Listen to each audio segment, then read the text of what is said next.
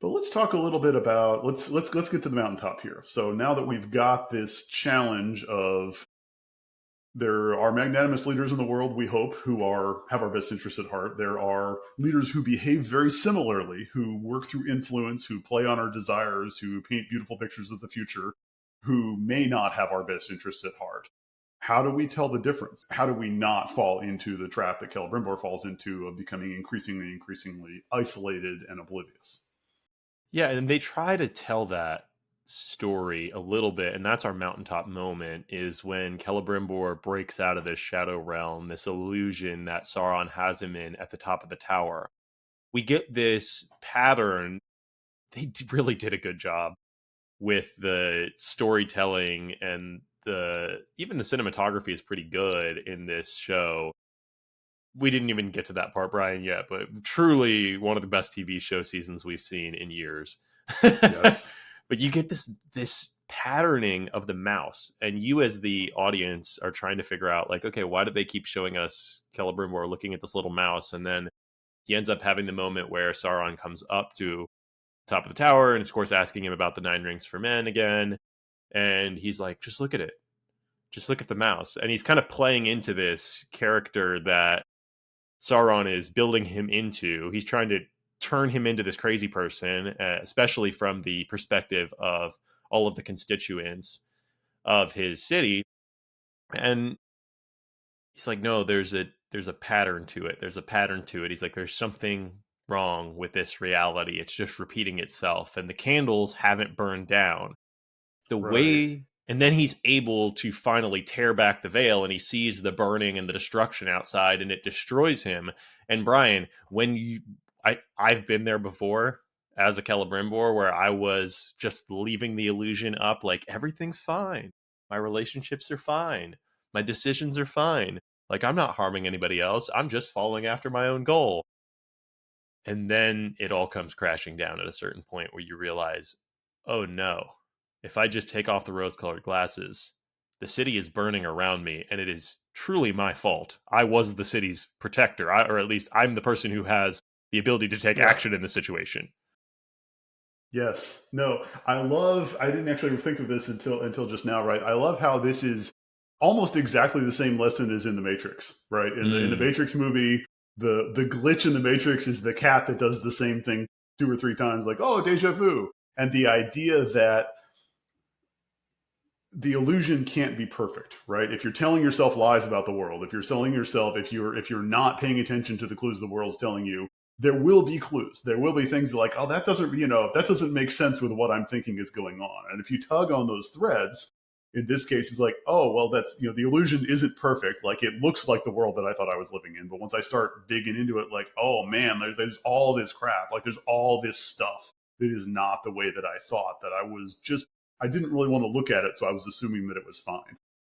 So I love oh, that it's kind of the same mechanism. Like, is the lesson is almost like look for the glitch in the matrix, right? If you're starting to get uncomfortable, look for the things that are not consistent with your assumptions, right? Like, everything is fine, we're doing a really great job, but it's really weird that we're getting these customer complaints, very consistently, or it's really weird that, the money's not piling up in this place the way I thought it would be, or it's really weird that this person is always just not behaving the way that I expected. Like, lean into that. Like, maybe you should understand the facts that are around you that are not lining up with your assumptions are the ones that are going to teach you something.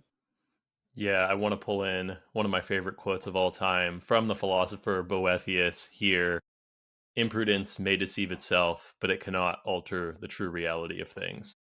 And it Ah, love just it. nails it there, right? So what is that quote saying? That quote saying, what you from your perspective believe to be true or not true cannot actually alter the true reality of things. So be Right. very careful of holding false beliefs. And this is the whole point of the deceiver. Sauron is he gives these half truths to Galadriel, to Celebrimbor, so that they can feel good about themselves and the actions that they're taking. Mm-hmm. But the problem is they're just slightly off. Just slightly. Like the things that they're doing, the creation of the rings seems like a noble thing to do. It doesn't seem like a bad idea. Even the elven rings are good. He creates Right. truly great rings that rival Feanor's Silmarils, which was his goal. And the Silmarils were pleasing to the Valar and to Iluvatar, so it was a good thing that they created them, right? Right. Problem is, he just twists it just a little bit, and he's like, "No, you don't stop there. Like Right. you gotta make more rings. You've already proven yourself that you can make these. Why you can make more?" Well, I love what you said about 6 times in that phrase was you, right? One of our classic Wonder Tour lessons is the "it's not about you" line from Doctor Strange. And Sauron is it's all about you. It's about your skill, it's about your vision, it's about your heroism, it's about your version of reality, right? So I think that's kind of our second lesson, right? The look for the glitch in the matrix, looks for the fact that doesn't align with your worldview, and maybe tug on that thread and see if it illuminates something, cast some light, as you were saying, on a thing that you didn't see before. But also beware of the "it's all about you" leader. Beware of the "you're special and you get to break the rules and you should do things for your own motivations and for your own reasons." The leader that is telling you that, or the voice inside that is telling you that, "I've got that one. I'm special. I should be able to do this because I'm smarter than everybody," right? Like, that's also a real risk. If you get into the "it's all about you" mode, then you are more vulnerable to the illusions. You're more vulnerable to not seeing the harms, not seeing the consequences, not seeing over the hill. Yeah, man. It is so tough. I mean, this is a really tough mountaintop because when you're in that moment with the illusion up, that's the most comfortable way to live. Especially considering like there's definitely a part of Celebrimbor that knows that an illusion is up. He admits as much. He's like, I knew it was there, but I didn't want to believe it. And Right.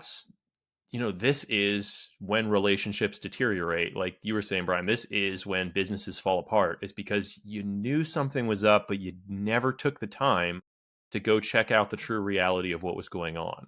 You never pulled back the veil. You just left up the rose-colored glasses thinking this is good. And then the part that you added in there about, using the word "I," there's nothing that you can do quicker in a conversation to tell me that you're not necessarily a mature leader than use the word "I" 90% of the time when you're talking about your organization or your team. That Right. I mean, we all are perpetually getting better at it. I say "I" sometimes too when I'm talking about things that I've done. And also that tells me that we're still internalizing the lesson. It's not about you. Right. Right. And I think that it's just, we see genuine skill, we see genuine accomplishment, we see genuine, intention and effort in all of the characters, possibly excepting Sauron in this series, right? Like, we talk a lot about, for creative people, trying to get into the flow state, right? If you're writing code, or if you're an artist, or you're making a beautiful PowerPoint deck or whatever, like the idea that you would get super into a task and try to be really good at it and sort of shut out the world for long enough to really just be hyper productive. That's not a bad thing. The bad thing is never stepping back and zooming out, like, okay, great, am I working on the right thing? Do I understand the context of what I'm doing?